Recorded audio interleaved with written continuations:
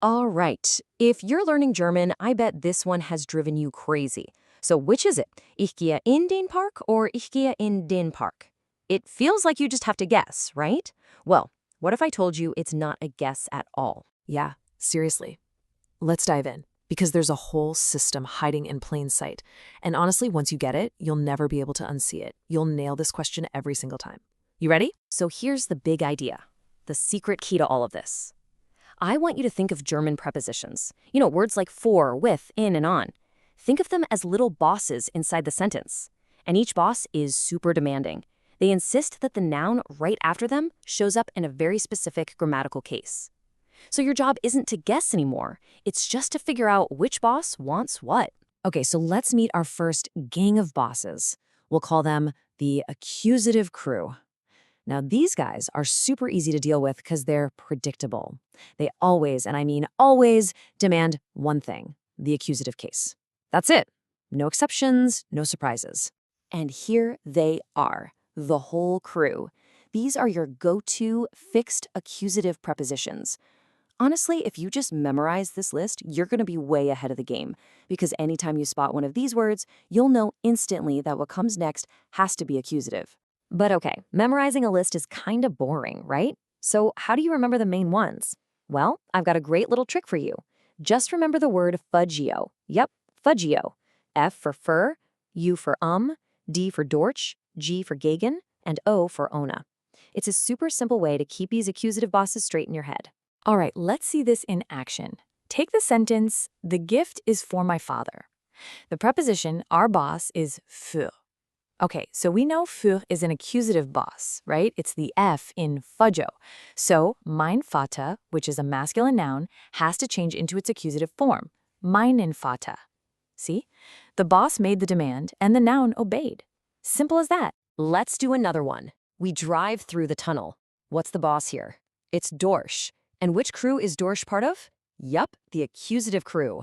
It's the D in fugio. So the masculine noun der Tunnel has no choice. It has to become den Tunnel. Are you seeing the pattern here? The preposition is always the one calling the shots. Okay, so you've got the accusative crew down. Let's move on to our next group and see how this all fits together. Meet the dative demanders.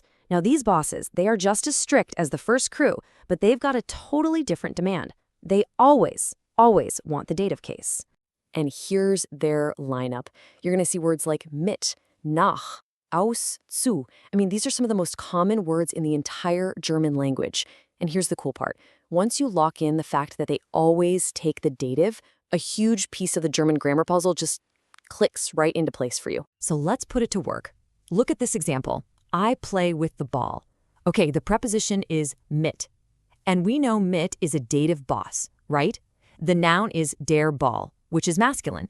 Well, in the dative case, that masculine der article changes to dem, so it has to be mit dem Ball. The boss demanded dative, so that's what it gets. Let's do one more. I go to my friend. The boss here is zu. And what does zu demand? Dative. Every time. So mein Freund, which is masculine, changes to its dative form, meinem Freund. It's like a little chain reaction every time. You spot the preposition, you remember its demand, and then you change the article. Boom, boom, boom. All right, so we've met the easy, predictable bosses. Now for the fun part. Let's talk about the moody bosses. These are the two-way prepositions. Sometimes they want accusative, and other times they want dative. And yep, this is exactly where our whole park question comes from. And here they are. This list has some of the most common prepositions of place, like in, on, auf. These are the troublemakers that can switch their demands. But don't worry, okay? It's not random, it's not a guess. There is one simple question you can ask that will tell you exactly what they want every single time. And here it is. This is the secret, the golden rule. It all comes down to this one question. Are you talking about motion to a place, or are you talking about a fixed location? That's it. If there's motion towards a destination, if you can ask where to or wohin, then it's accusative. If it's a static, fixed location, if you can ask where at or wo, it's dative. That is the entire rule, seriously. So let's finally solve the mystery from the very beginning. Ich gehe in den Park. Am I moving to a destination? Yes, absolutely. Where am I going to? Into the park. That's wohin, that means motion, and motion demands the accusative, so it has to be in den Park. But what if I'm already there? Ich bin in dem Park. Now it's my fixed location. The question is, where am I at, or wo? Location means dative, so it's in dem Park. See? No guessing involved. Let's lock this in with one more crystal clear example. Imagine I'm placing a book onto a table. That's an action, right? It's motion. Wohin am I putting the book? Onto the table. Motion means accusative, auf den Tisch. Now, once the book is just sitting there, not moving, that's a fixed location. Wo is the book? On the table. Location means dative, auf dem Tisch. Motion versus location. That is the entire key to this group. Okay, so now we know our three types of bosses, right? We've got the accusative crew, the dative demanders, and those moody two-way switchers. So let's put it all together and see how this works in a sentence that's a little more complex. Okay, let's break this sentence down, because sometimes it's not a preposition, it's the verb itself that's the boss. Take a verb like to give. It needs three key pieces of information, right? A giver, a receiver, and the thing being given. Well, the giver, mein Vater, is the subject, that's nominative. The receiver, meinen, is the indirect object, which in German is always dative. And the thing being given, meinen Ball, is the direct object, which is accusative. See how every piece just falls into place, all based on the demands of that one verb. Now, as you start practicing this, just keep an eye out for a few common traps, like totally forgetting that a boss like mit always needs dative, or mixing up that motion versus location rule we just talked about.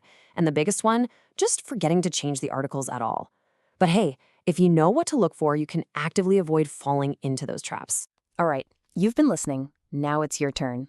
Let's test this out. What's the correct form here? Ich fahre ohne, mein Bruder.